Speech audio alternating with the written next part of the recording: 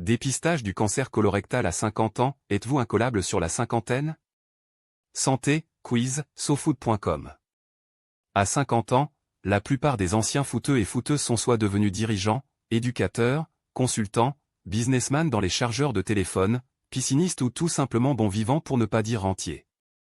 Mais à cet âge-là, tout ce beau monde est relié par un devoir commun, aller se faire dépister du cancer colorectal, qui touche chaque année 50 000 personnes. C'est l'équivalent d'un stade Pierre-Mauroy plein à craquer et qui peut être guéri 9 fois sur 10 si détecté à temps.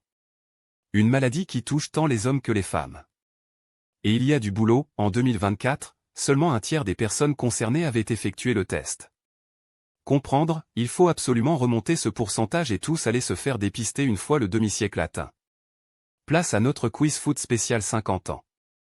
Une seule consigne, la dernière question est éliminatoire. Bonne chance le Popo Club. Le PSG a l'épreuve du Chelsea Maître. Sujet suivant.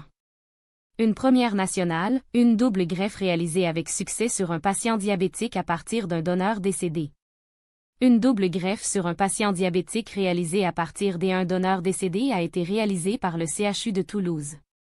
Tobilandstock.adobe.com. Les équipes du CHU de Toulouse ont combiné la greffe d'un rein et celle de cellules pancréatiques chez un patient atteint de diabète de type 1 et d'insuffisance rénale. Les équipes du CHU de Toulouse ont réalisé une première nationale en menant avec succès une double greffe associant un rein et des cellules pancréatiques chez un patient atteint de diabète de type 1, selon un communiqué publié par l'établissement hospitalier. Cette intervention inédite en France a été effectuée à partir des organes d'un même donneur décédé après un arrêt cardiaque, est-il précisé dans le même texte. Le patient souffrait d'un diabète de type 1 compliqué d'une insuffisance rénale chronique à un stade avancé.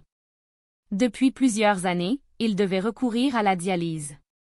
Une greffe combinée rein-pancréas, habituellement proposée dans ce type de situation, n'était toutefois pas envisageable en raison de contraintes vasculaires majeures. Les médecins ont alors opté pour une approche alternative, associer une transplantation rénale à une greffe des îlots pancréatiques, des cellules du pancréas capables de produire de l'insuline. Passé la publicité et l'opération présente une particularité supplémentaire. Les organes provenaient d'un donneur d'Imastric 3, accent grave dire décédé après un arrêt cardiaque à la suite d'une décision des arrêts des traitements. Dans ce cas, les organes et les cellules sont privés de circulation sanguine pendant un certain temps après le décès, contrairement aux donneurs en mort encéphalique, ce qui complique la procédure et impose une grande rapidité des interventions. Résultat très encourageant. La réussite de cette greffe a reposé sur la coordination de plusieurs équipes médicales, selon l'hôpital. Après le prélèvement, le pancréas a été envoyé au CHU de Montpellier où une équipe spécialisée a isolé les îlots de l'engérant. Pendant ce temps, les chirurgiens du CHU de Toulouse ont procédé à la greffe du rein, notamment grâce à un pontage iliofémoral permettant d'assurer une bonne circulation sanguine vers le greffon. Les cellules pancréatiques ont ensuite été injectées dans le foie du patient par une équipe de radiologie interventionnelle. Les résultats sont jugés très encourageants par l'hôpital. Le patient n'a plus besoin de dialyse et produit désormais lui-même une partie de son insuline, ce qui réduit ses injections et stabilise sa glycémie. Permettre aux patients de ne plus être dialysés et ne plus être diabétiques est vraiment un émerveillement et une satisfaction quotidienne, souligne le docteur Laure Esposito, néphrologue à l'hôpital Rangueil.